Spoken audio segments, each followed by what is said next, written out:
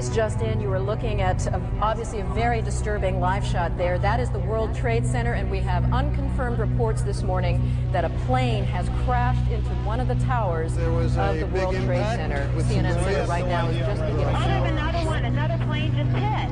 Right? Oh my God! Another plane. Bloody right now. You got people running up the street. And there is smoke pouring out of the Pentagon. It would appear that there Man, people are jumping out the windows. Over there, they're jumping out the windows. Like, the firemen assembled here, the police officers, FBI agents, and you can see the two towers. A huge explosion now, raining debris on all of us.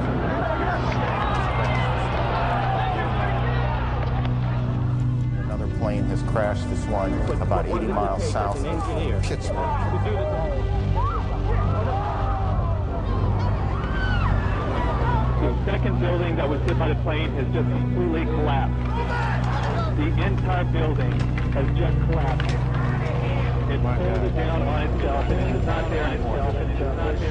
Just landing only a few minutes ago at Andrews Air Force Base, returning to the White House, getting ready to address the nation around 9 p.m. Never imagined was going to occur on his watch was to test his leadership qualities. Good evening. Today, our fellow citizens, our way of life, our very freedom came under attack. Immediately following the first attack, I implemented our government's emergency response plans. I've directed the full resources of our intelligence and law enforcement communities to find those responsible and to bring them to justice. We will make no distinction between the terrorists who committed these acts and those who harbored them. Thank you. Good night, and God bless America.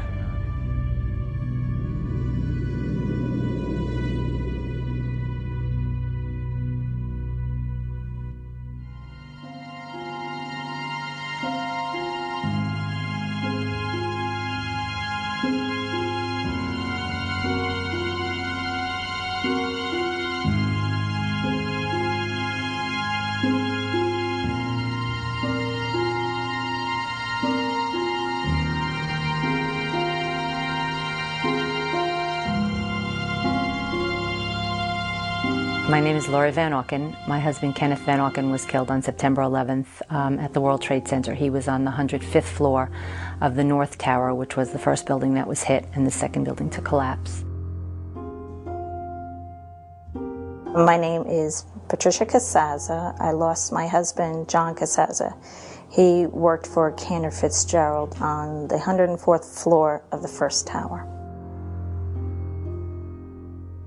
My name is Mindy Kleinberg, and I lost my husband, Alan. He worked for Cantor Fitzgerald on the 104th floor of the North Tower.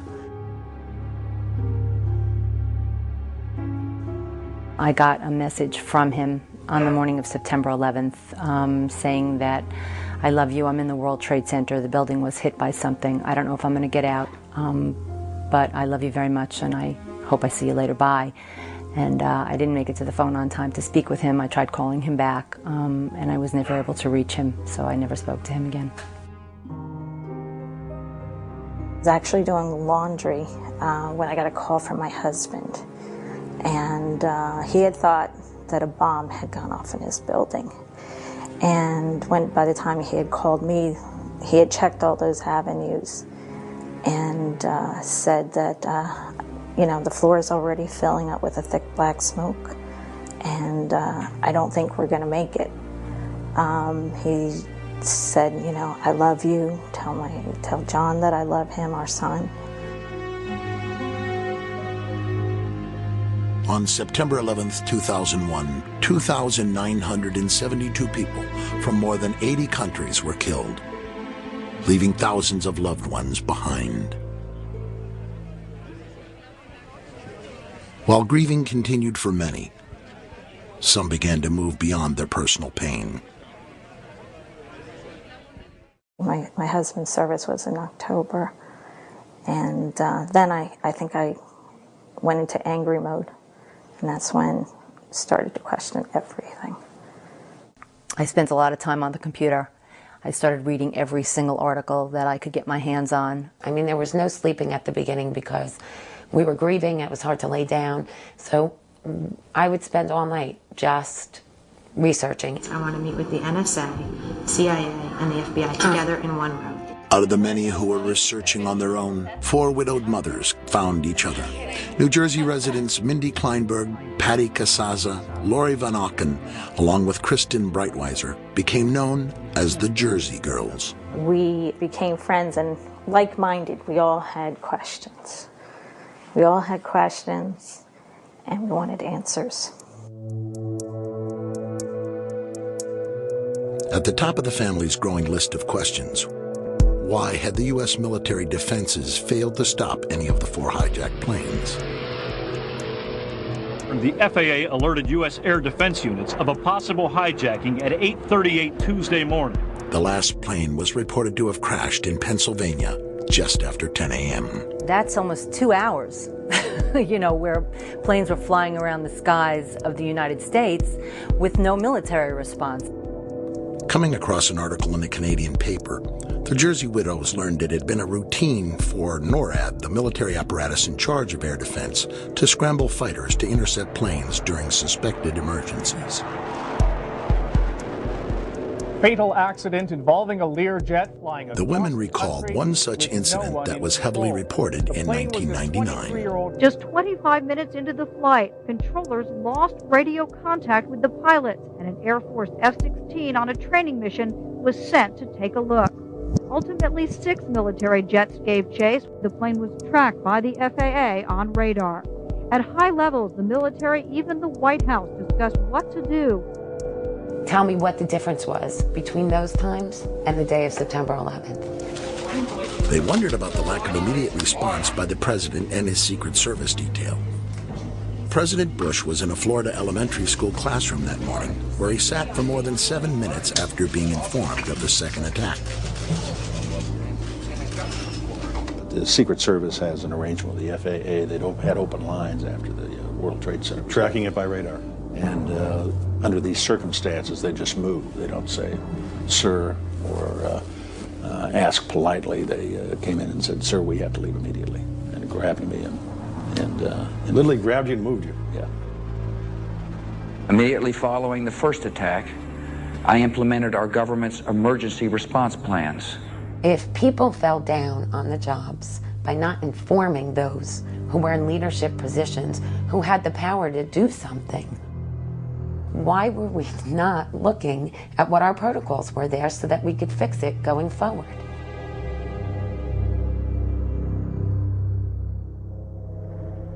Our families didn't want us asking these questions. That was painful. We should, just be grieving and healing. Well, part of our healing process is finding out exactly what happened. We really were looking for answers feverishly at the beginning, and there was very little information being put out through the major media that answered our questions. There were just more questions. Every time we would look into something, we'd have more questions. One article led to a question that begat another question that begat another question, and when you couldn't thread them together and you couldn't come to an answer that made sense, we started to catalog our questions. The families raised questions about the track record of the FBI and the elusive search for justice after 9/11. I've directed the full resources of our intelligence and law enforcement communities to find those responsible and to bring them to justice. Throughout the week after the attack, there were numerous accounts that the hijackers had a large number of accomplices in the United States. 75 individuals who are currently detained, over 480 people arrested, nearly 1,000 individuals. The families waited for the 9/11 trials to begin, but they never came. After the public spectacle of roundups, the Justice Department quietly let the suspects go, one by one. A year later, the families would learn that only 6 of the original detainees were still in custody, and none had been charged with any terrorist act. The FBI continuously was changing agents who were on the investigation. When you're trying to connect the dots, you need continuity. Journalist Gail Sheehy spent months with the 4 widows. They wanted to find that more was done and was going to be done, but they kept finding that less was being done. We printed articles, copied them. By November, it had become the sense among most 9/11 families that an independent investigation would be necessary to do what the Justice Department and the news media seemed unwilling to do. We felt that the country was at risk from terrorists and from incompetence, and maybe worse.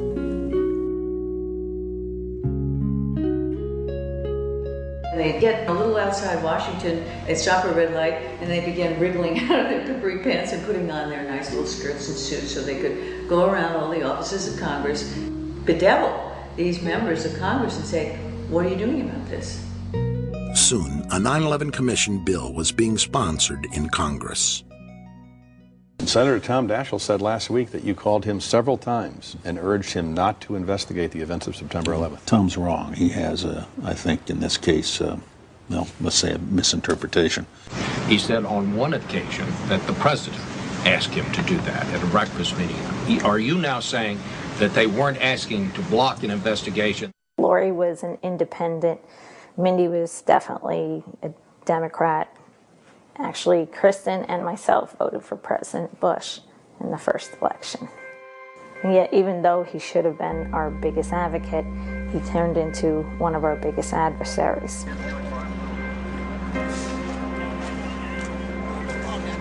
We still don't know what happened in those buildings. The Jersey widows were not the only ones seeking answers and becoming frustrated. In New York, Sally Reaganhard, who had lost her firefighter son Christian in the building's collapse, was forming the Skyscraper Safety Campaign. The 911 emergency tapes and recordings, plus 500 interviews done with the fire department right after 9/11. All that material has been withheld from the public. Sally partnered with widow Monica Gabrielle, who lost her husband Richard at the World Trade Center. Why did the buildings fall? How could skyscrapers just like crumble to the ground in 10 seconds?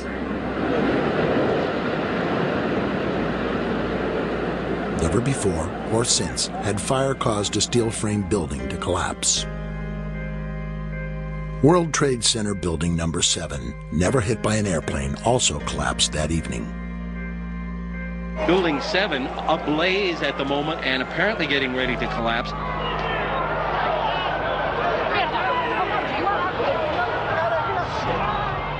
The largest structural collapse in world history, the largest loss of life on American soil since the Civil War, and not one governmental or elected official wanted to know why and how this happened.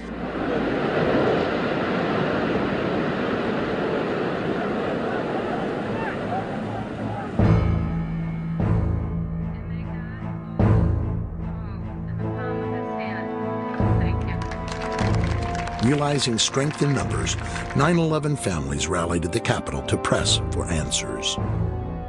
We need a full independent investigation. We must ask the tough questions and seek out the difficult answers. We must, as a country, grow and be made stronger and safer by the bitter lessons learned on September 11th. We are asking you, America, to stand behind us. Please. I was terrified to talk in front of anybody. This is not something that any one of us had ever done before. The rally united once isolated families. Bob McIlvaine, who lost his son Bobby, came from Philadelphia to join the group. Being down Philly, it's like you're out of the loop. I was floundering by myself, just talking to people, trying to find anyone. That was the first time we all got together in a new direction to push for the commission. Sharing many of the same questions and concerns, a coalition of family members began to take form. Its goal, a formal investigation. Call your congressman. Tell them that you want to be safe. An investigation must not interfere with the ongoing efforts to prevent the next attack. Frustrated with the attitude of the White House and seeming lack of interest from the public, the family members began actively seeking support from the news media. And given the persistence of the media's focus on pain and suffering, it was not difficult for the Jersey widows to get their attention. You know, it was my private pain and my private story, and I really did not want to share that. But we made a conscious decision that we would start to say to them, okay, well, I will tell you about me personally if you talk about the fact that there's not an investigation. I'm joined right now by 4 women who lost their husbands in the attacks. Kristen Breitweiser is one of 4 New Jersey widows who lost. These women banded together after their husbands were killed, and now they're leading a campaign to find out exactly how did 9/11 happen. And finally, the media began to report on our activities, not just the activities of the administration. Forward to the president and the vice president going to both come in there. To go on any show is not easy, but you needed the public pressure in order to make anything happen in Washington. I mean, they need huge public pressure to move them. President Bush signed legislation today creating an independent commission to investigate the September 11th attack on America. Buckling under pressure, the White House was finally agreeing to a deal. He reversed himself under pressure. But in a stunning series of revelations, it soon appeared that the White House was stacking the odds against an investigation it had not wanted in the first place.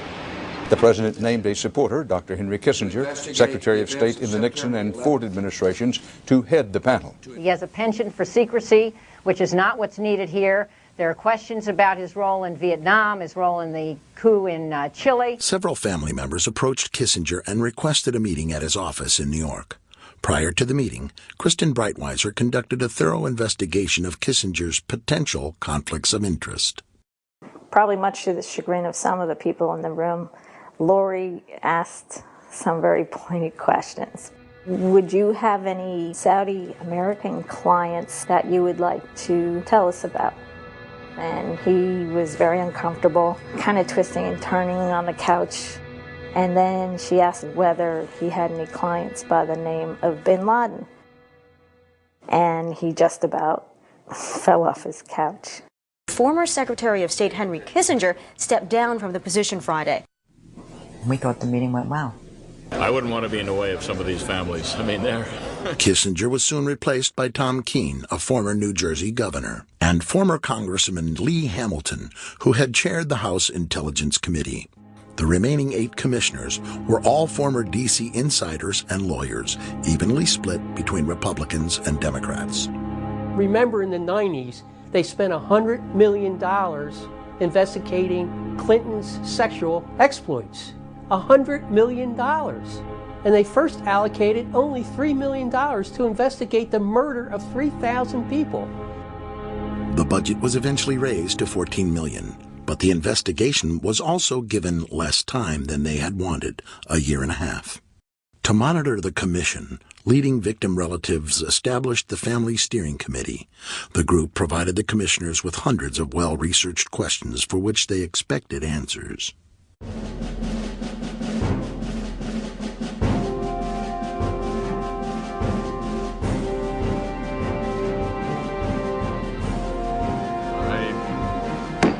That's the official start of our first public hearing of what is going to be an extraordinarily difficult and important job.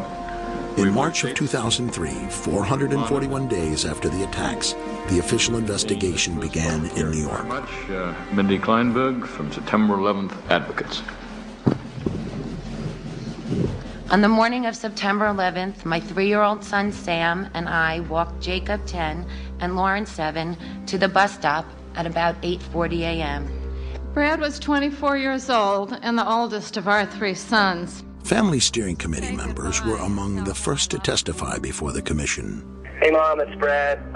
Just wanted to call and let you know, I'm sure that you heard, or maybe you haven't heard, that a plane crashed into World Trade Center 1. We're fine, we're in World Trade Center 2. I'm obviously alive and well over here, but obviously a pretty scary experience. I saw a guy fall out of probably the 91st story all the way down. So you're welcome to give a call here. I think we'll be here all day. I'm not sure if the firm's going to shut down for the day or what, but give me a call back. I called Dad to let him know. Love you. Welcome, Mayor Michael Bloomberg of the City of New York. From the outset, many families were concerned by how the investigation was being conducted. We begged and pleaded that people should be put under oath. At the beginning, they were not. We'll describe our city government. As the hearings progressed, the families were becoming more and more frustrated by what they perceived as softball questioning from the commissioners. Have appreciated already his remarks. We have certain questions that we, families, wrote for each of the people that were coming to testify today. And the questions weren't asked. Complete waste of time. It was a bunch of people throwing accolades at each other and asking the same questions one after the other. Skirting around issues, not being defined enough in their questions. It's a stonewall. It's a cover-up. As far as I'm concerned, I'm very bitter. I'm very angry. Still, no one was prepared for what they then uncovered about Philip Zelikow, the executive director of the 9/11 Commission. He who had the power to say where the investigation was going, who would be interviewed, what would go into the 9/11 Commission report, what wouldn't. We have found out that he not only served on the transition team of the Bush administration, that he was a person who wrote a draft memo for the setup of the Bush administration's National Security Council, that he was an individual who wrote the preemptive war strategy that was eventually used for the war in Iraq, that he is a close friend of Condoleezza Rice's. We want him to resign. Philip Zelikow refused to resign, and Chairman Keene dismissed the family's concerns over conflicts of interest. Nearly a year in, the commission had only received a small amount of the documents that they had requested. At this point, what we have is literally hundreds of boxes of materials that have come into the commission, and we have not sorted through that. They gave them boxes and boxes of documents, but not left pertinent documents out. A deal announced yesterday between the White House and the commission investigating the September 11th attacks is proving to be rather controversial. Under the agreement, only certain members of the commission will be allowed to review classified documents from the White House, and their notes will be subject to administration review. I mean, I'm a member of the commission. The president has said only a minority of the commission can see a minority of the documents, and then they have to clear what they're going to say to the rest of the commission with the White House. The only two commission members allowed direct access to the documents? Jamie Gorelick, the Deputy Attorney General under President Clinton, and Philip Zelikow. I felt that the fix was in at that point in time. The majority of the commission felt that it was better to see these documents rather than take a chance in not seeing them at all. It's a scam. It's absolutely disgusting. This is important. We cannot do our responsibilities if we don't have all of us access to all the documents we need, including what's in the White House. And with the investigation nearing its deadline, the President, Vice President, and National Security Advisor were still refusing to testify publicly. Yet few Americans were aware of the family's plight. Up till then, the hearings had received only minimal coverage. Suddenly, that all changed.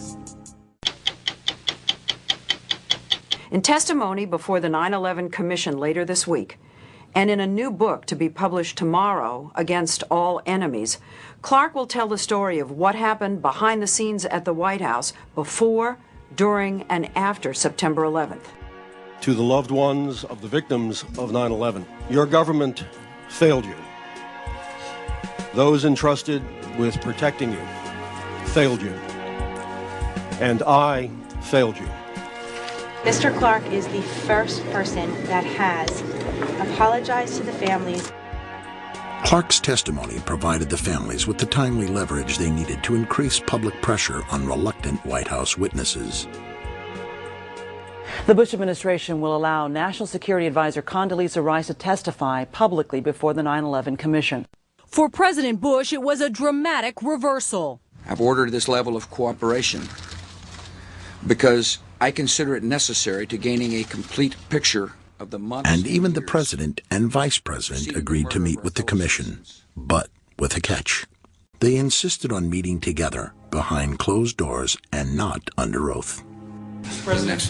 Why are you and the Vice President insisting on appearing together before the 9/11 Commission? Because the 9/11 Commission wants to ask us questions. That's why we're meeting, and I look forward to meeting with them and answering their questions.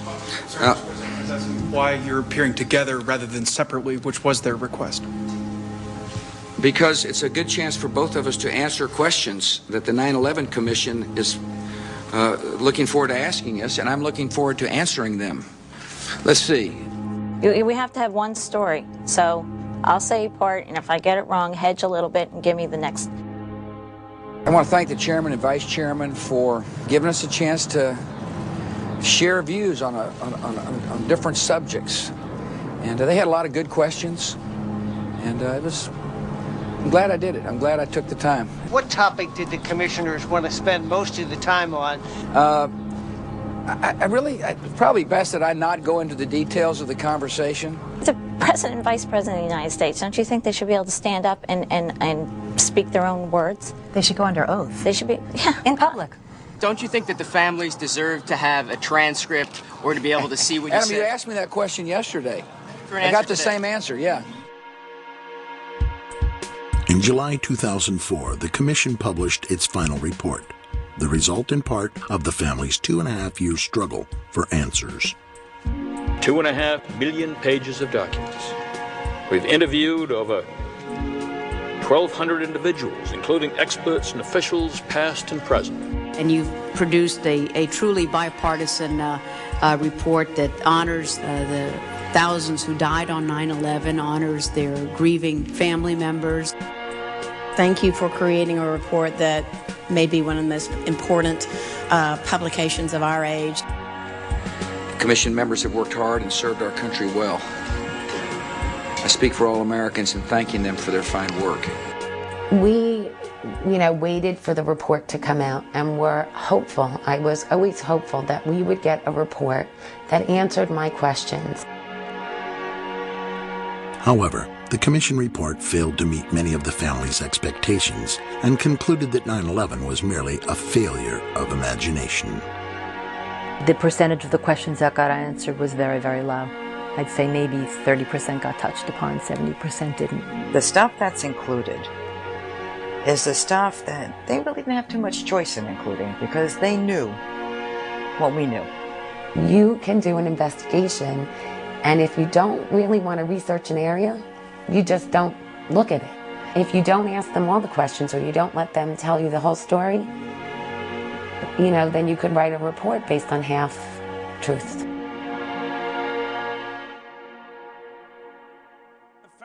What is their feeling? Are the people who lost loved ones at 9/11 like the families of guys who were lost in Vietnam? They just can't get over it. Sometimes people try to become crusaders because they can't deal with reality. The families, I think, have to understand that it's virtually impossible to conceive of any way in which these attacks could have been stopped, even had the best things happened. On 9/11, the media started out by doing its job and somehow got waylaid and stopped doing its job. It began reporting solely on the administration and the government's activities. The news media, while yielding a fact here, a fact there, failed again and again to connect the dots. The one thing that I personally was hoping for was another Woodward and Bernstein with regard to 9/11. Anyone that was willing to put their teeth into this. The families discovered a website created by independent investigator Paul Thompson. His complete 9/11 timeline, an innovative internet research tool, stitches together information from over 7,000 mainstream news stories. It was all our binders, but laid out beautifully online, and he had the ability to connect the dots. He would put a time up there and then he would back it up with mainstream media sources so you could understand why there were discrepancies in the timeline. Flight 93 crashed at 10:03, but the seismic data says 10:06. And then he'd have a link so you could see the seismic data. The whole mystique of intelligence is that you acquire this very valuable information covertly. If the truth be told, about 80%, of any of what the information that one needs is available in open source materials. Thompson's work soon gained mainstream media exposure. Paul Thompson's timeline is based on public documentation of what we know, what the world knows about 9/11. James Ridgway was among the first to bring attention to Paul Thompson's timeline. You know, it has to be almost taken more seriously than the 9/11 Commission, because, I mean, it's open. There's nothing secret here. As I began researching, I noticed this curious phenomenon, which is that there's a lot of explosive information that has come out in the mainstream press, but it comes out buried. As a casual observer of the news, I'd never noticed any of this stuff. You might find one important bit of information in, say, a newspaper story, and another bit of information on a news show. And if you start to put all those rather obscure stories together, you end up with an almost completely different narrative. For just about any area relating to 9/11, the story is quite different if you dig deeper into the news. Best in the world. And clearly, something yesterday took place in New York that was not foreseen, that we had no specific information about. Like most Americans, Thompson initially didn't question the Bush administration's first statements about the attacks. The administration consistently maintained that there were no warnings or specific threats. No specific threat involving really domestic operation or involving what happened, obviously, the city's airliner and so forth. There were no warning signs that I'm aware of that would indicate this type of operation in the country. I first became interested in 9/11 around mid-2002, right around the time that President Bush's now famous August 6th PDB became leaked to the press.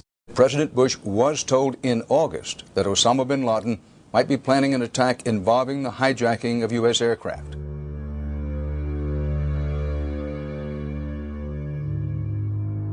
Dan, it was a revelation that the White House had no intention of making public, and officials spent the entire day in full damage control. I don't think anybody could have predicted that they would try to use an airplane as a missile, a hijacked airplane as a missile. Nobody in our government, at least, and I don't think the prior government that could envision flying airplanes into buildings on such a massive scale.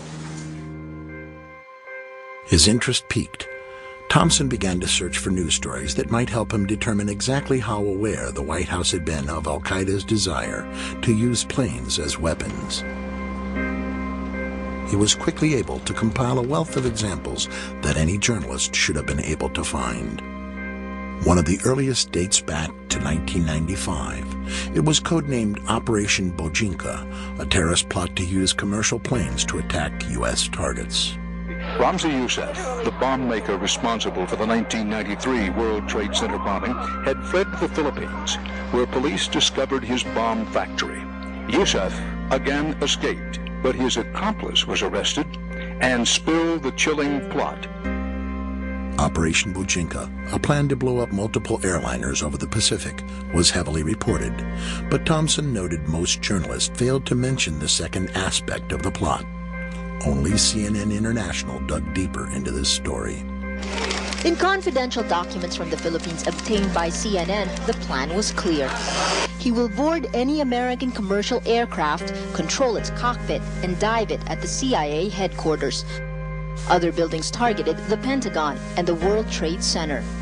And the FBI, using the Philippine documents, did check the 4 flight schools named there, but found no evidence of any other planned terror attacks.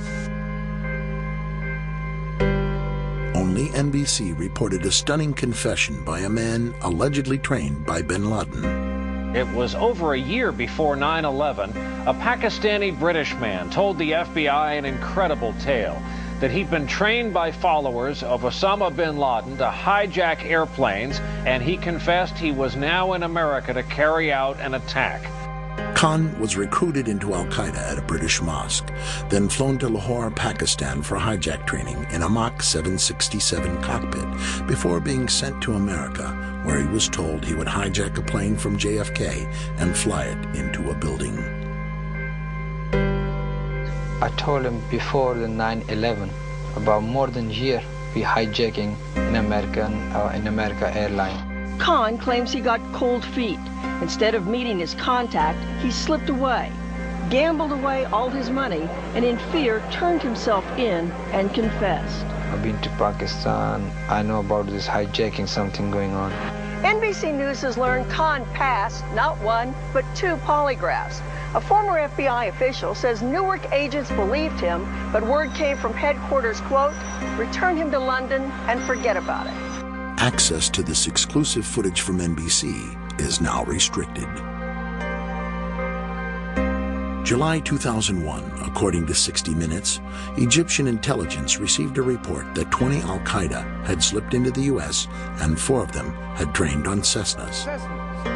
Now, to the Egyptians, pilots of small planes didn't sound terribly alarming. But they passed on the message to the CIA anyway, fully expecting Washington to request more information. The request never came. In fact, Thompson compiled stories about 14 different nations that had warned the U.S. prior to 9/11. You could have one story that comes out on the front page and another story that comes out on page B12. And what I found is that many times the story that comes out on B12 is more important than the story that comes out on the front page. March. Italian intelligence gave information to the U.S. based on their wiretap of an al-Qaeda cell in Milan. The LA Times and the Washington Post said the wiretaps warned of brothers going to the United States and a massive strike involving aircraft. August. According to Moroccan and French newspapers, an intelligence agent reported that bin Laden's men were preparing large-scale operations in New York in the summer or fall of 2001. The agent was then called to the U.S. to report this information directly. August. Britain warned 3 times of an al-Qaeda attack in the U.S., the final warning specifying multiple airplane hijackings. According to Britain's Sunday Herald, the warning was passed on to President Bush a short time later. It's unknown how many of these warnings, reported but buried in back pages, reached the White House through official channels. But one threat assessment is well known to have reached President Bush directly. It was known as the Presidential Daily Briefing, or PDB, of August 6th. The Bush administration kept it from the public for months until it was revealed in part by the CBS News in May 2002, putting the White House on the defensive. All of this reporting about hijacking was about traditional hijacking. You take a plane, people were worried they might blow one up. I'd like to ask you about the August 6th PDB. Sure. You mentioned it. 2 years later, President Bush responded to questions about what led him to request the August 6th briefing. Yeah. Ed, I asked for the briefing. And the reason I did is because there had been a lot of threat intelligence from overseas. And so part of it had to do with the Genoa G8 conference that I was going to attend. 8 of the world's most powerful leaders gathered here to discuss global problems. And yet the threat of violence means they're having to keep the world at bay. Just prior to the G8 summit, CNN.com reported the head of Russia's Federal Bodyguard Service has warned of a plot by terrorist Osama bin Laden to assassinate George W. Bush. The LA Times reported U.S. officials were warned of a threat posed from the air by commercial airliners. It's terrorists as well as protesters the Italian government fears, so anti-aircraft batteries were on standby at the airport. Condoleezza Rice was present there, President Bush, Ari Fleischer, Karl Rove, President Bush's own family. They were going to sleep on a boat so that a plane couldn't go into a building. This floating resort will be home for 3 days for the G8 leaders, necessary for their safety. If the August 6 PDB was prompted by a threat from the air in Genoa, clearly President Bush, his spokesperson Ari Fleischer, and his national security advisor Condi Rice were more than aware of the threat of planes as weapons, but the news media appeared to miss the lead. You have information about simultaneous hijackings. No specific threat. Planes being used as weapons. I don't think anybody could have predicted. Specific targets, including mentions of Pentagon, World Trade Center. Nobody in our government, at least, and I don't think the prior government could envision flying airplanes into buildings.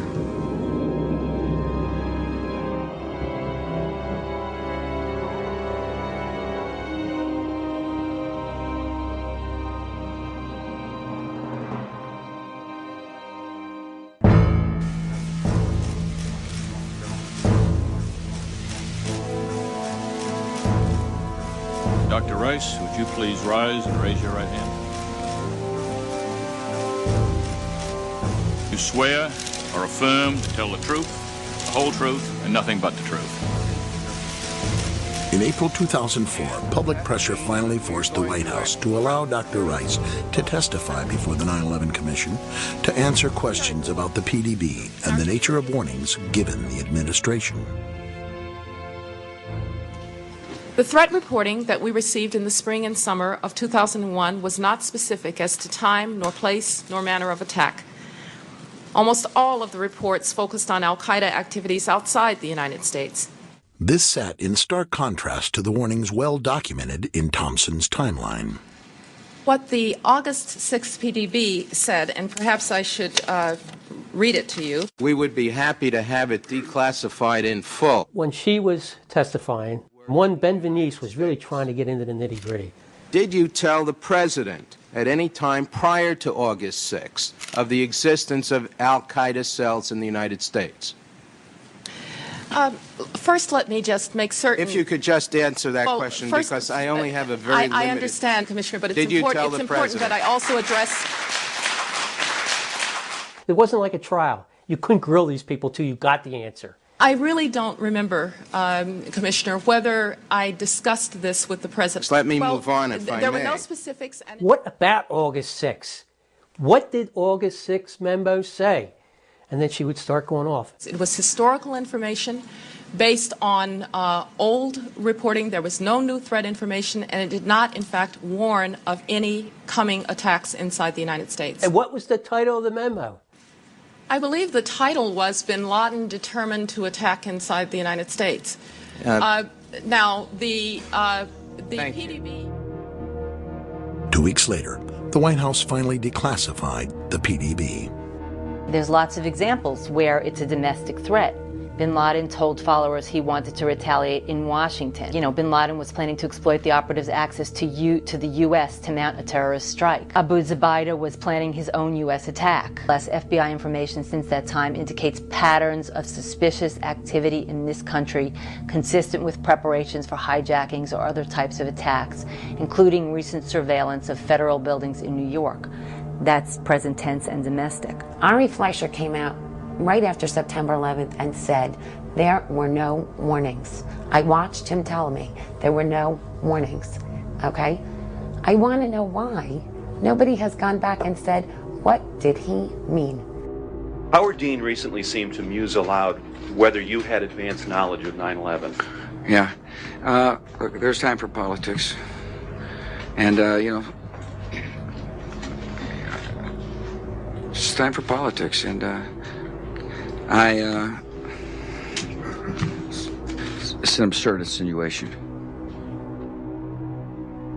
The press has reported this one, that one, but they haven't really put it all together and said, God, how many different warnings did you get? How many different ways was this information coming at you? And why wasn't anything done about all these warnings? Why is the Attorney General of the United States doing all his air travel by specially chartered jet? The Justice Department cited what it called a threat assessment by the FBI and said Ashcroft has been advised to travel only by private jet for the remainder of his term. And on the night before the attacks, the president may have slept more soundly, knowing surface-to-air missiles were placed on the roof of the Sarasota, Florida resort where he was staying. Not a typical security procedure at the time. That same night, quote, a particularly urgent warning may have been received, causing some top Pentagon brass to cancel their scheduled flights the morning of 9/11. Why that same information was not available to the 266 people who died aboard the 4 hijacked aircraft may become a hot topic on the Hill. It never did. We took an oath not to talk about during the campaign, I think correctly so, to increase the capacity of that commission's report to be heard by the People's Congress. Now it's beyond the campaign, so the promise I had to keep this out of the campaign is over. Mr. President, you knew they were in the United States. You were warned by the CIA. You knew in July they were inside the United States. You were told again by briefing officers in August that it was a dire threat. Didn't do anything to harden our border security, didn't do anything to harden airport security, didn't do anything to engage local law enforcement, didn't do anything to round up INS and consular offices and say we have to shut this down, and didn't warn the American people. What did you do? Nothing, so far as we could see.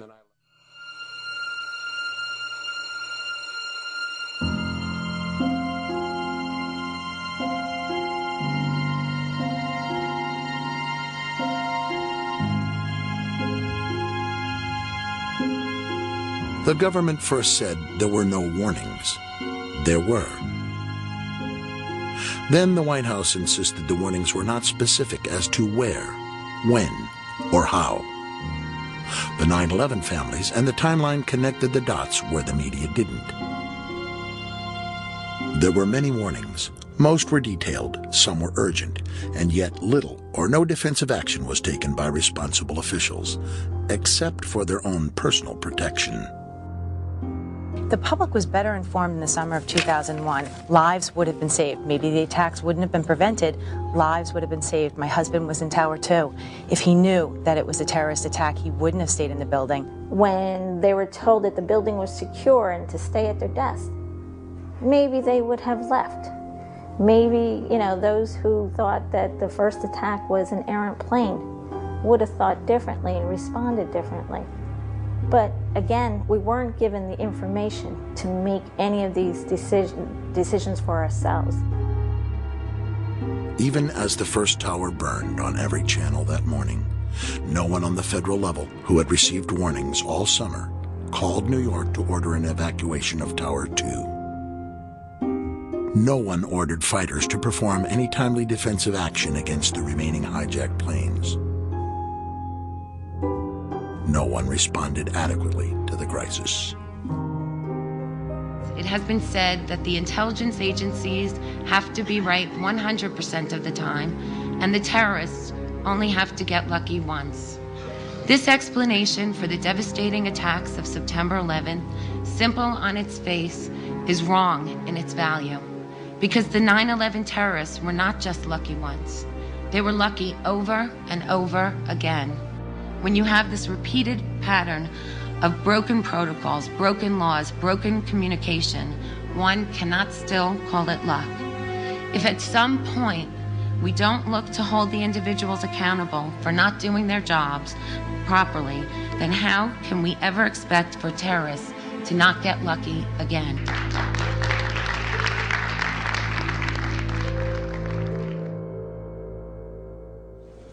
Mr. Speaker, the President of the United States.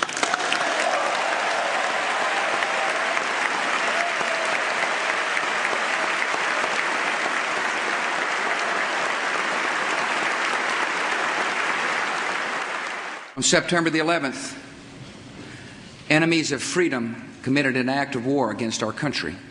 And tonight, the United States of America makes the following demands on the Taliban. Deliver to United States authorities all the leaders of al-Qaeda who hide in your land. The Taliban must act and act immediately. They will hand over the terrorists, or they will share in their fate.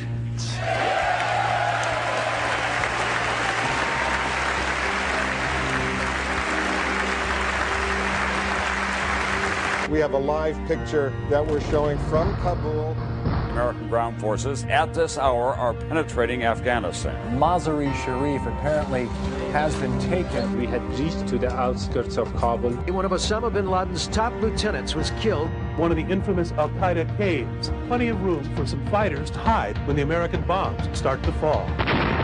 Unbroken military activity attacking the White Mountains. Despite the crushing defeat of al-Qaeda forces at Tora Bora, U.S. military officials still don't know where to find Osama bin Laden.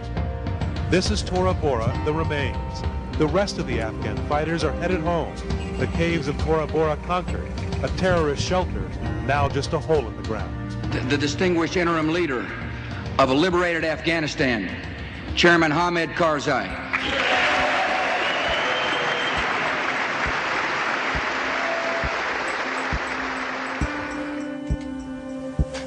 America's apparently clear military victory in Afghanistan was not so clear-cut to Paul Thompson. The war ended very quickly, but in the end, the U.S. was only able to capture or kill one major al-Qaeda figure and no Taliban figures. You know, the fact is right now today, we don't have any high-ranking Taliban or al-Qaeda. We haven't really captured anybody, one or two on the fringe. His understanding of the government's actions before 9/11 now fundamentally changed. Thompson decided to take a similar look into what happened in Afghanistan. The press never looked very closely at how so many of these leaders were able to escape. However, if you piece together a number of different news accounts, you can begin to understand the story.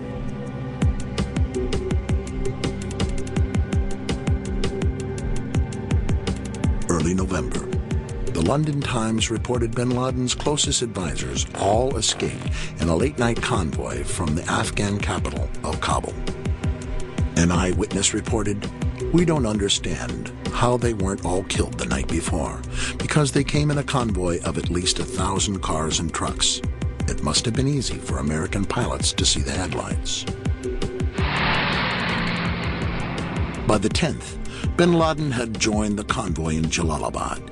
An intelligence official told Night Rider newspapers it was obvious that this area was to be the base for an exodus to Pakistan. We were amazed that nothing was done to prepare for it. On November 14th, the Northern Alliance captured Jalalabad. That night, 1,000 fighters and a convoy of several hundred vehicles escaped again, this time with bin Laden, driving hours to the fortress in Tora Bora. The U.S. bombed the nearby Jalalabad airport, but apparently did not attack the convoy.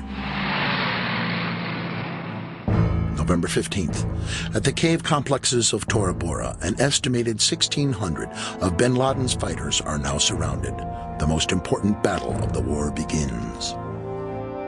U.S. warplanes are keeping a close eye on mountain passes, and U.S. Special Forces are working with Pakistani troops on the border to block possible escape routes. While there were two main escape routes, Newsweek reported that the U.S. bombed only one. Using the other route, hundreds of al-Qaeda and Taliban, including senior leaders, escaped. In the wake of the attacks, eyewitnesses told Britain's The Daily Telegraph that they were shocked that the U.S. had surrounded Tora Bora only on 3 sides. Bin Laden walked out of the Tora Bora cave complex and into Pakistan with a number of loyal followers. Of course we're after Saddam Hussein, bin Laden. He's isolated. In August 2005, a story broke that gave Paul Thompson a missing piece of the puzzle. In an exclusive interview with Newsweek, the CIA field commander in Tora Bora during the invasion, Gary Burnson, broke his silence. He explained that his intelligence operatives had tracked bin Laden to Tora Bora. Mr. Bernstein feels so strongly about getting this story out and getting his book published that he actually resigned 2 years short of retirement from the CIA in order to publish his book. At the time of this interview, he was required to speak through his attorney until the CIA cleared his book for publication. At various points in time, they did have, to my understanding, definitive intelligence as to his general location within Tora Bora. I can't go into detail as to the actual sources of the intelligence and the collection methods because those remain classified. However, we had Osama bin Laden essentially cornered in Tora Bora, and for whatever reasons, we did not do what was necessary in order to ensure that he did not escape. The goal has never been to get bin Laden. Obviously, that's desirable. It's interesting. I just read a piece by some analysts that said you may not want to go after the top people in these organizations. You may have more effect by going after the middle managers because they're harder to replace. Toward the end of the war, when all eyes were on Tora Bora, the news media missed another major story. Again, thousands of Taliban and al-Qaeda escaped without drawing U.S. fire, this time from the northern city of Kunduz.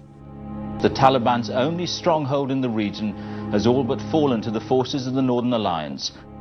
Once again, the door was left open for escape. Our side in that battle had the enemy surrounded. There were a reported perhaps 8,000 enemy forces in there. Oh, they had the cream of the crop of al-Qaeda caught. Journalist Seymour Hersh later broke this story in the New Yorker magazine, briefly sparking TV news coverage. And from there, all of a sudden, one night around Thanksgiving, in the middle of the siege, an air corridor was set up between Kunduz and northern Pakistan. And at night, Pakistani relief planes regularly flew through that corridor. It was a very orderly, organized thing that armed men would stand on the tarmac waiting for a flight that would come in, and then they would be taken out. For as many as 4,000 or 5,000. They were not only al-Qaeda, but maybe even some of bin Laden's immediate family were flown out on those evacuations. It had to be done with the blessing of Musharraf, didn't Exactly, and of the United States. When I tell you it comes at the level of Don Rumsfeld, it has to. What we're describing here is something which would clearly be noticed by the United States. One or two, maybe not, okay? An airlift of these proportions, it certainly would. This is the most secure space on the face of the earth right now. If someone's moving over Afghanistan, the United States knows about it, clearly. No plane could fly from Kunduz to Pakistan without getting shot down unless we let it happen. And we let it happen. And I think there's just no other way to explain it. My take on it basically is the fact that there is some sort of a deal in place between the government of Pakistan and the United States.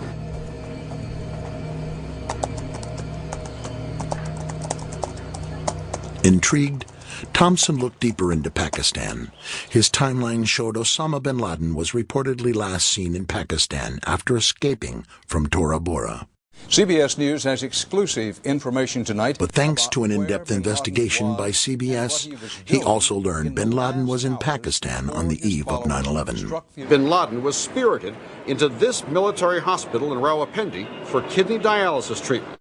The military had him surrounded, says this hospital employee who also wanted his identity masked. They were saying that Osama bin Laden had to be watched carefully and looked after. We will make no distinction between the terrorists who committed these acts and those who harbored them. To better understand the ties between bin Laden and Pakistan, Thompson followed a timeline thread that began with covert Pakistan involvement in the Soviet-Afghan War 2 decades ago. In 1979, in the midst of the Cold War, the Soviet Union invaded Afghanistan. Throughout the 80s, the Soviets battled the Mujahideen, a group of anti-Soviet fighters that included bin Laden. The Mujahideen were backed by the Central Intelligence Agency, who hoped to give the Soviets their own costly Vietnam-type war. Rather than fund the Mujahideen directly, the CIA covertly channeled money through the Pakistani intelligence agency, the ISI. The Washington Post has published some of the definitive accounts of the conflicts. They helped create bin Laden and the roots of al-Qaeda during the Russian occupation of Afghanistan, when the American CIA and the intelligence services of Pakistan and Saudi Arabia created this group of people to fight the Russians in Afghanistan. Billions of dollars from the CIA and the Saudis were passed through the ISI to support the war. The strategy worked, and the Soviets were defeated. The Taliban are widely alleged to be the creation of Pakistan's military intelligence, the ISI. Experts say that explains the Taliban's swift military successes. Emboldened by their victory and the influx of weapons and cash, the ISI helped to install the Taliban and deepen their ties to bin Laden and his terror network. Because there's really no difference between an ISI training camp for terrorism and an al-Qaeda training camp for terrorism. You would have some people working for al-Qaeda, and they would go out to an al-Qaeda mission, And we had other people working for the ISI, and they would go off to Kashmir on one of their missions. Thompson wondered if ISI involvement in terrorism included the attacks of 9/11.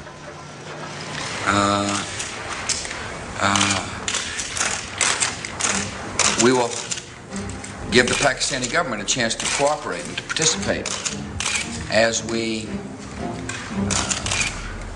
hunt down those people who committed this unbelievable, despicable act on America. What I am told by senior administration officials is the Pakistani government has promised to, quote, fully cooperate. The dictator of Pakistan, General Musharraf, came forward. Within days of the attacks, Pakistan was hailed as a major ally in the new war on terror. The White House seemed confident that al-Qaeda alone was behind 9/11. Will you release publicly a white paper which links him and his organization to this attack to put people at ease? We are hard at work bringing all the information together, intelligence information, law enforcement information, and I think in the near future we'll be able to put out a paper, a document that will describe quite clearly the evidence that we have. No, I think that there was just a misinterpretation of the exact words the Secretary used on the Sunday shows. I'm not aware of anybody who said white paper, and the Secretary didn't say anything about a white paper yesterday. You know, you're talking about actions in other parts of the world, and certainly you want the support of as many people around the world as possible. You know, I guess it seems as though you're asking everyone to trust you.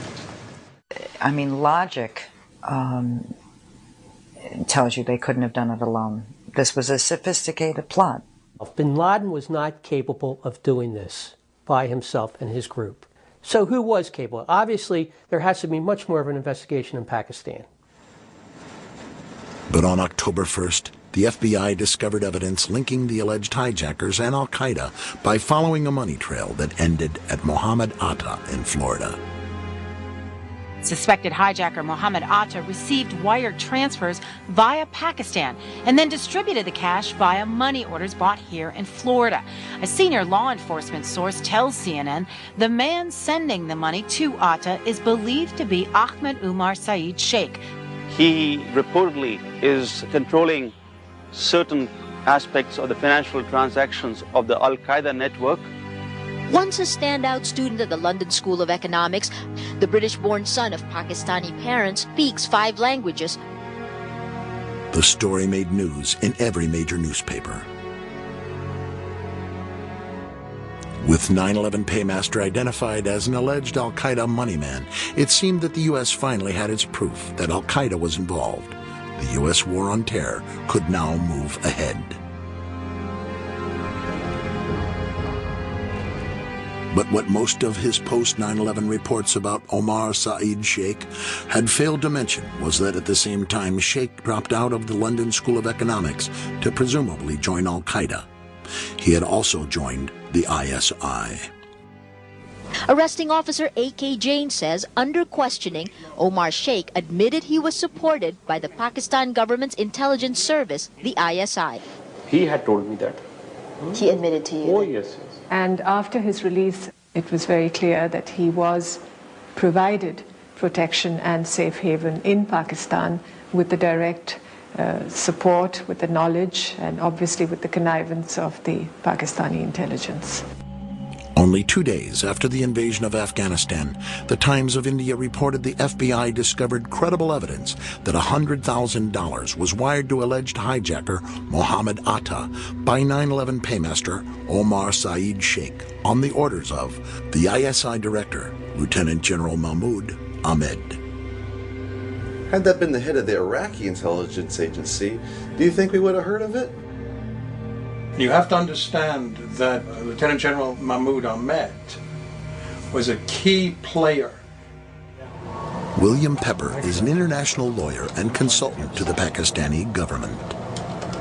Indian state intelligence came upon this transfer. It was then that the Times of India was able to get this information, and the FBI got involved in this whole situation because this was now becoming very public as a result of the Indian investigation. Though the evidence was never publicly disclosed, Indian intelligence claimed that the FBI had privately confirmed the story to them, and it soon made every major Indian newspaper. In the U.S., only a single news outlet even mentioned the allegation. The information was reported as an Internet-only story on the editorial section of the Wall Street Journal website. It had this cutesy title, but it contained this completely explosive information. After the Times of India story broke, Paymaster Omar Saeed Sheikh was no longer the apparent proof that al-Qaeda was the sole sponsor of the attacks. Instead, Saeed Sheikh, acting on the orders of the ISI, appeared to be the smoking gun of Pakistani involvement in 9/11. And instantly, within that day, basically, Saeed Sheikh becomes persona non grata. And then a whole bunch of other people are put forth as the paymaster. Over the next several months, authorities began confusing the news media with a bewildering variety of alternate names for the paymaster, each sounding similar to Omar Saeed Sheikh. No, it's this guy. No, it's this guy. They keep changing the story about who the guy is, and it becomes hard to keep track. By the one-year anniversary of 9/11, Newsweek had concluded that the paymaster remains almost a total mystery. The 9/11 Commission would ultimately conclude that the question of who financed the attacks is of little practical significance. And in my opinion, it seems to be a bunch of smoke and mirrors to try to really hide the fact that there's money coming from the ISI going to the hijackers.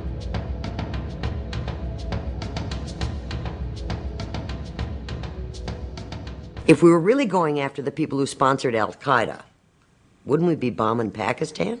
Are we better off in Pakistan or in Iraq in terms of beating terrorism? I would say to you, if you'd asked me that question, I would say, no question. Let's forget about Iraq and let's focus on Pakistan. There is no reason for the administration to continue to shield make-believe allies who are supporting, either directly or indirectly, terrorists whose goal is to kill Americans. And do you think that will ever become public? Which countries are talking about? It'll become public at some point when it's turned over to the archives, but that's 20 or 30 years from now. We need to have this information now because it's relevant to the threat that the people of the United States are facing today. And here the story took another unexpected turn. Several top news sources had all reported that the Pakistani ISI director had actually been in Washington for a rare visit during the week of September 11th. Yes. Are you aware of the reports at the time that ISI chief was in Washington on September 11 and on September 10th, $100,000 was wired from Pakistan to these groups here in this area?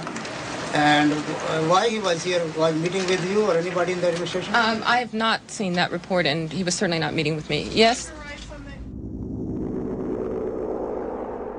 LA Weekly reported that on the very evening of September 11th, U.S. State Department officials began negotiating the terms of the U.S.-Pakistani partnership with ISI Director Mahmoud Ahmed, the very man who was alleged to have ordered the wire transfer to Muhammad Atta.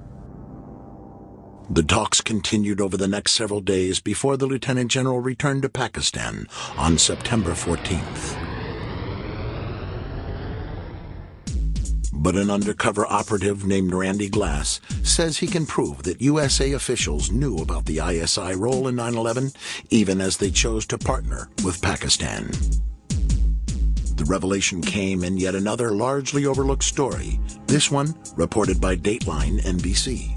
Con-man turned undercover operative Randy Glass was infiltrating a terrorist arms buying network layer by layer. Former con-man Glass was part of a 1999 government sting called Operation Diamondback, a 2.5-year investigation by the FBI and the Bureau of Alcohol, Tobacco, and Firearms.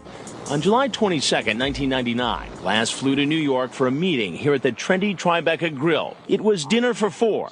Glass, his first contact, Dia Moishan, the Jersey City businessman Mike Malik, and the mystery man, R.G. Abbas. You know who supplies him with money? Who? Yeah. Glass was wearing a wire. Mixed in with the dinner crowd were agents from the FBI's terrorism task force. Basically, what he told me was they were interested in purchasing a large amount of sophisticated weapon systems. And who was Abbas representing in this? Abbas was represented to me as being an ISI agent. And this is where the stakes really get high. Because if Abbas was telling the truth, Randy Glass and the feds were about to cut an illegal weapons deal with a Pakistani intelligence operative linked to terrorists. The story of Randy Glass never seemed to quite catch on. If you ask most people, have you heard about this? Have you heard about Randy Glass? They haven't heard about it. Earlier today, perhaps the story failed to spark the public imagination because the most dramatic revelation ended up on Dateline's cutting room floor.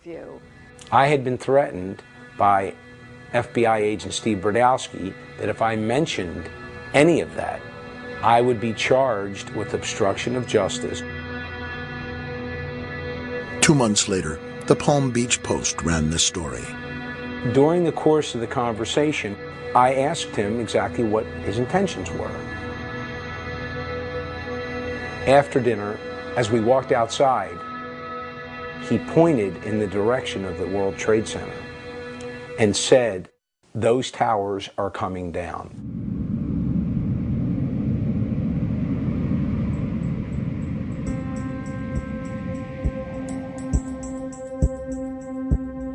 I'm not suggesting from this that Pakistan is the quote-unquote solution to 9/11, because it's not. Pakistan is one part in a very complicated story. But the question to me is, who else was involved with Al-Qaeda? Was Al-Qaeda used as a tool? Just as in the 1980s, the Mujahideen were basically used by the U.S. government.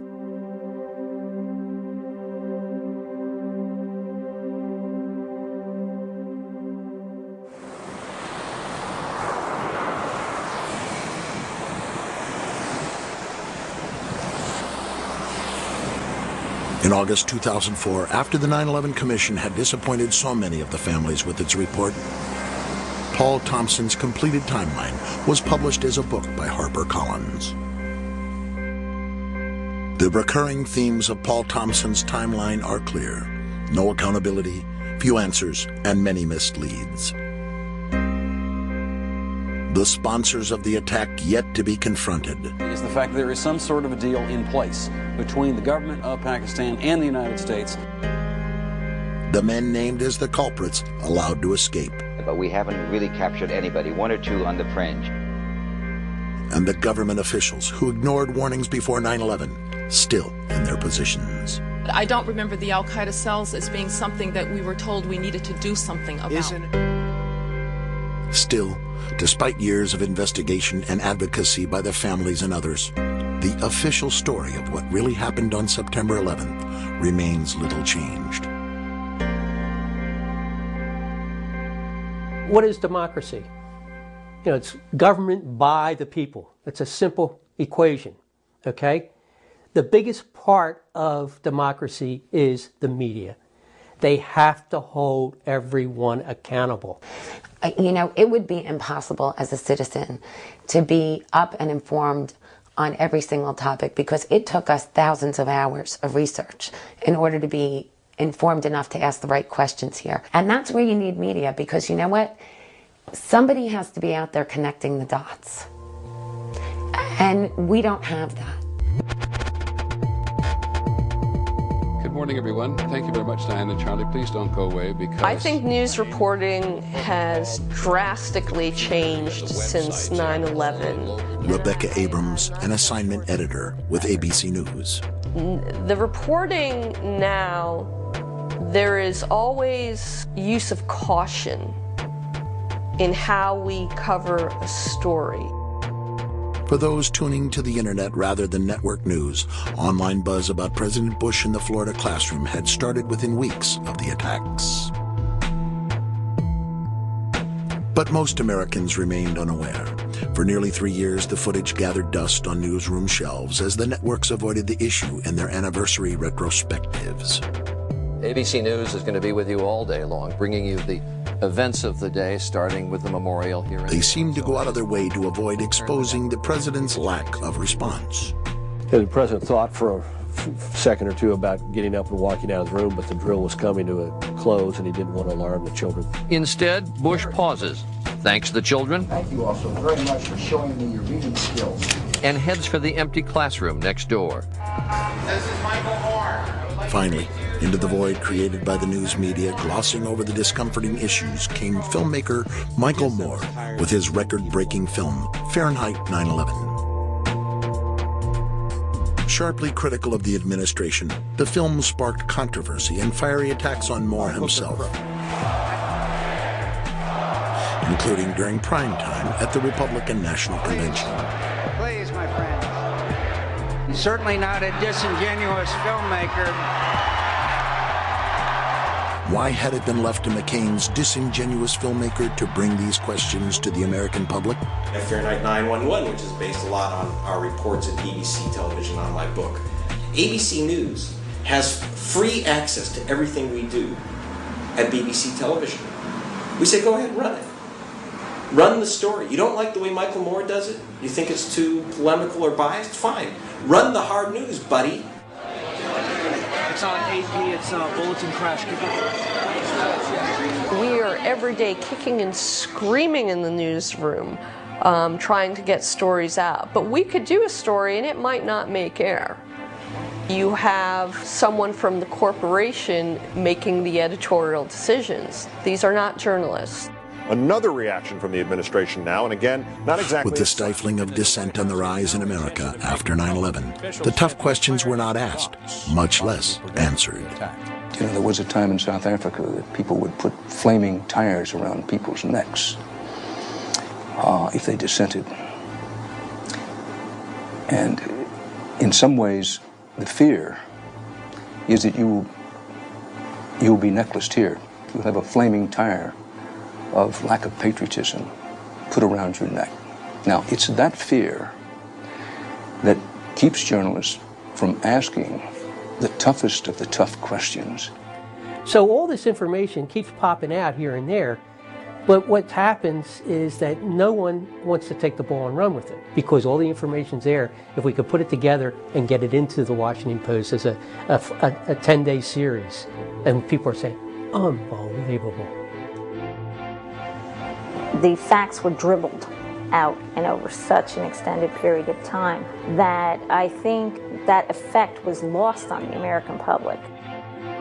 The press should have been doing a better job of putting those conflicts, if you will, side by side in a cumulative report. But that's not the job of reporting. That's the job of editorial pages and politicians and others to make those kinds of judgments, and the public itself and the 9/11 relatives themselves to make those kinds of assertions.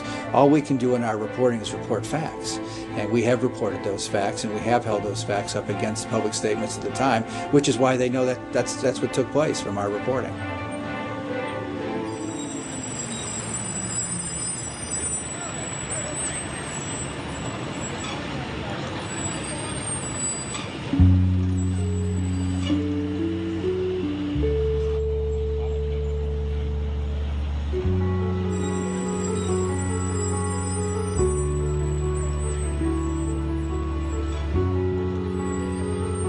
This is a scandal of tremendous proportions. It makes Watergate look small. But there's a strange lack of interest of people both on the left and on the right. Nobody seems to want to uncover the truth and just follow leads wherever they may go, because I think that goes to a lot of really damaging places. Maybe we shouldn't have questioned whether or not President Nixon had any involvement in Watergate. Maybe we should have just accepted that story. Maybe we should have accepted the story that President Clinton had no involvement, had never had sex with that woman, Miss Lewinsky. So just because it's the official story of record does not mean that we should not delve further and to see if really that is the actual story. Yes, they lied. They all lied. Whether consciously or unconsciously, it happened. Now we need to look into why they lied and what were the results of those lies. We can't have these wars, reorganize our way of life, based on a false understanding of what 9/11 was. We have to go beyond the myth and get to the truth. We have to know. We have to. 9/11 was the biggest don't ask, don't tell. And if it wasn't for the families, we wouldn't have anything. And that's very frightening. We had to take this tragedy and do the best we could with our lives and with our country to try and make the people that are supposed to protect us do the right thing. What I really wanted to happen here is for my children to feel safe. I could have cared less who was in office. I wanted the truth, and I wanted what was wrong to be fixed. What we're left with after our journey is no answers, no accountability, and I've wasted 4 years of my life trying my damnedest, along with the other family members, to make sure this never happens again.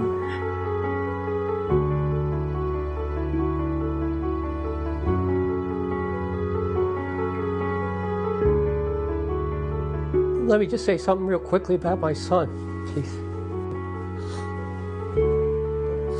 On the wall in his room, it said, "Knowledge is power."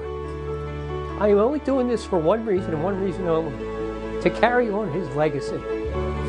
I'm so pissed off at the American people. I'm so pissed off at this government because of this cover-up.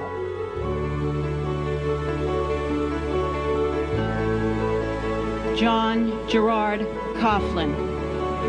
Timothy J. Coughlin. Anne Marie Kramer.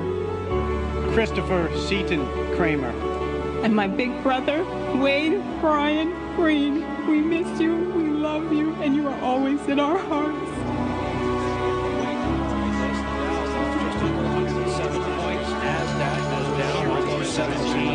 For this week's trading, the Dow lost more than 351 points. That's 3% of its overall value. NASDAQ was off almost 93. That's more than a 4% drop for the week. We'll take a break here.